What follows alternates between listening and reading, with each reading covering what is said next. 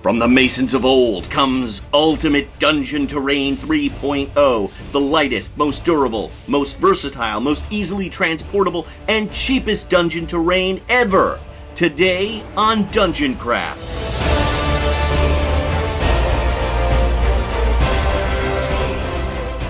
Welcome to Dungeon Craft. I'm Professor Dungeon Master. This channel is about playing the ultimate game of Dungeons & Dragons. Level up your game by subscribing and click that bell icon so you'll be informed when we upload new videos every week. So I'm best known for Ultimate Dungeon Terrain. For those of you who are unfamiliar with the concept, instead of covering your table with terrain, UDT abstractly represents zones. There are 3 zones. The inner circle is melee combat, the middle circle is range distance, and the outer circle is within hearing distance, but it's far away. The advantage is you can see the positions and who has cover, but you don't have to set up and clean up tons of terrain. You can also mount it on a Lazy Susan, so all your players can see exactly what's going on and move their miniatures. Now, my clever son recently asked, Dad, if you've got Ultimate Dungeon Terrain, how could there be a version 2 or a version 3? Good question. Why are there Final Fantasies 7, 8, and 9? The answer is each version gets consistently better. This is my original Ultimate Dungeon Terrain, and this is version 2.0 with the zones, and it's double-sided, and you can see it is half the thickness of the original. Now here's the problem. Recently I was invited by the Tabletop Crafters Guild to join them at Mace in North Carolina this upcoming November. And when DM Scotty invites you to craft with him and hang out with him, and you're a YouTube crafter DM, the answer is yes. And of course I'm going to be expected to run some games, so the question is, how do I transport this terrain down to North Carolina? See, typically when I go to Gen Con, I just drive out, and I have plenty of room in my car for all the stuff that I might take. But in this case, I'm going to fly, and I hate to carry a second bag. I only carry the carry-on, so I needed to be able to shrink this to fit into a carry-on. Enter UDT 3.0. It is slightly smaller and less than half the thickness, so it is easily transportable. I could just slip this in a backpack and carry it with me on a plane and all around the convention, and it's not that heavy. But I went even one step further. I wasn't quite sure about the material, about how I would make it. I wanted the most durable and lightest and thinnest material. So I made not one, but 2 versions of it. One is made out of linoleum floor tile, and it is double-sided. This side, if you like a cave kind of look, that is the look of the floor tile. This is made out of Elmer's foam core.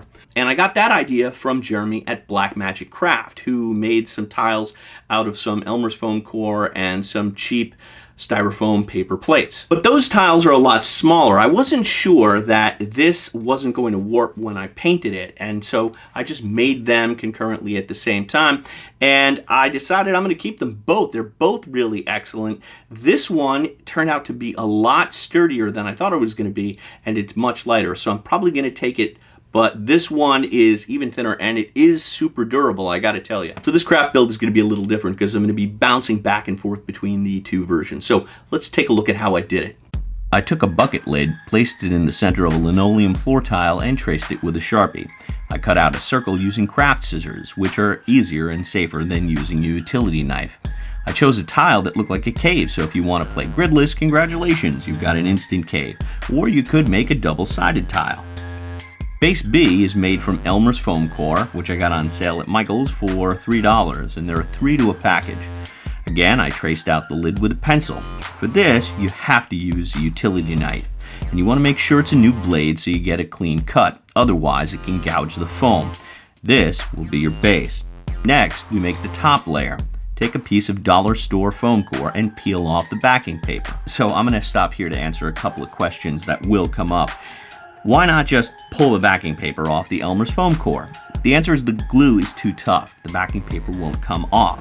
Also, you want to have 2 layers to create structural integrity. You may have this problem where some of the paper backing sticks to it, so you just wet it with a sponge and take your finger and you can rub it right off and just dry it up with a paper towel. Back to version A. I trace out the foam core with my linoleum base and cut it with the utility knife. Now you're going to have to adhere the foam to the base, and here's your secret weapon. DAP Quick Seal Plus caulk. It's the cheapest caulk you're going to find, and it's also easy to work with. I go along the center rim and I work my way in. I didn't film it, but I used a lot. I went all the way to the middle and smoothed it out with my fingers, then pressed the 2 layers together and weighted it with some books and let it dry for 2 hours. That's all it takes. I cleaned off my fingers with soap and water, and this caulk gives a really tight bond. It is great stuff.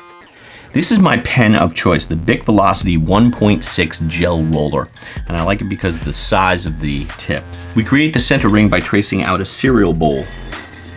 The outer ring is 2 centimeters wide. I cut a block template. It's 2.5 centimeters long and 2 centimeters wide. This really speeds up the block drawing process. And remember, round those edges. That's what will make them really look like stone. I created the center by tracing a bottle cap, drawing a circle in the middle, and then drawing a circle of stone blocks around it. Each concentric circle is a little more than a centimeter wide, and I draw out the blocks, making sure the mortar lines don't line up. Again, I round the edges. Next, I grid out the middle ring. I created a flagstone pattern by breaking up each 1-inch block into 3 to 4 smaller blocks. Note again, the mortar lines never line up, except on the grid lines, allowing a subtle grid to show through. So one of the problems that you might have is that you draw the grid wrong, like this grid was drawn correctly. But this one, I was a little bit off. I was working late at night and I'm not really thinking. And I originally drew this line here, and it was off. So what do you do when you make a mistake like that? This is a very fine grit sandpaper and I'm just buffing out everything. And then you could redraw these grout lines.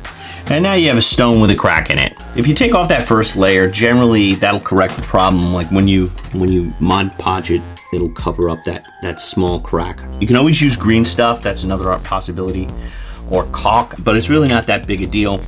You just use sandpaper. I finish up the grid. Each ring section took about 45 minutes, but that's enough time to watch a ball game or a movie or binge watch some Dungeon Craft, so I don't mind. To create stone texture, we stamp it with crumpled aluminum foil, and you can see I used green stuff to repair a gouge in the foam. Next comes the Mod Podge and black craft paint. Mix it together and it will form a nice protective shell. In the 95-degree heat, it baked dry in an hour. Then I painted it with Craft Smart Tan and let it dry overnight. The next day, I added some more colors, golden, brown, and gray. I got this idea from Blackmagic Craft from a video on painting more realistic stone textures. This is a great job for a kid to do if you want to craft with your children. Wait until it's thoroughly dry, then dry brush with Craft Smart Suede. This will dull the colors and tie them together. Let it dry thoroughly before proceeding to the next step. So I'm going to take some Agrax Earthshade along with a little bit of my own homemade wash and just sluice that around, and I'm going to be painting the center this color. So it's going to turn out to be a little more brown, and I think it's going to turn out a little bit lighter than the outer circle. At least that's my intention. And if it doesn't work out, if it's too dark, I will highlight it and just bring it up a little bit.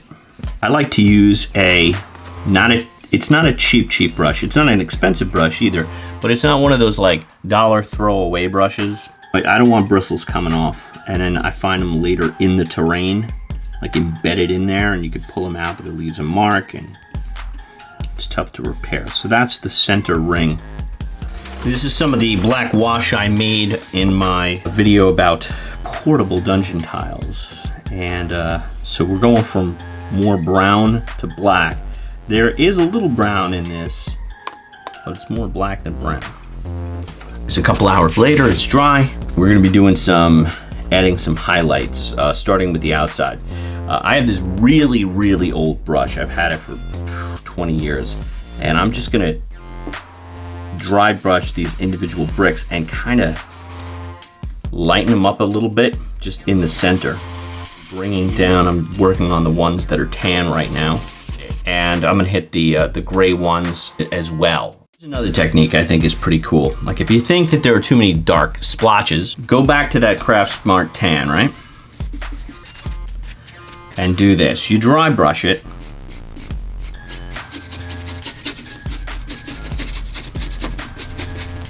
Then, the area that you just dry brushed, go like this and wipe it. And that will kind of blend the colors together. I think that's a good look as well. And my final step was to seal them both with Varathane Clear Satin Spray Polyurethane. I let it dry for 30 minutes and it'll give your terrain +4 AC against your player's Cheeto-licking fingers. And there you have it, 2 different versions of Ultimate Dungeon Terrain 3.0, and depending on whether you want it to be double-sided or a little lighter, you can choose the one that's going to work best for you. Now, if you enjoyed this content, please give it a thumbs up and share it on social media. Questions, comments, you can put them below. Also below, you'll find links to our Dungeon Craft Facebook group and Patreon, where you can get access to early videos, PDFs of all my stuff, including the Eldritch RPG and scenarios for that, as well as behind-the-scenes video and video footage of my group playing. And if you're already a patron, thanks so much for making Dungeon Craft possible. And now it's time for me to get back to whatever it is I do. Thanks for stopping by. I'll see you next time. And until then, may all your rolls be 20s. I still can't believe DM Scotty invited this clown anywhere. It's obvious I'm the brains of this operation. Anyway, watch more Dungeon Craft.